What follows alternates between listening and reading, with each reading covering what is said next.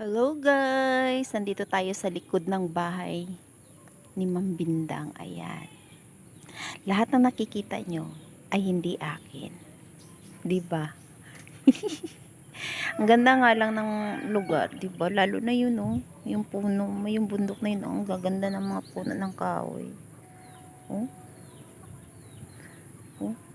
Ang ganda pumunta dyan. Kaso nga lang, nakakatakot lang ay baka may ahas. No? Kasi napakasukal lang pwede mong daanan. 'Di ba? Napakaganda ng lugar. Tayo no, nakikita na-miss ako sa ano. Ayan. Sa mga puno. Ganda. Oh. Yun, nakikita niyo yan. Napakaganda ng mga puno, 'di ba?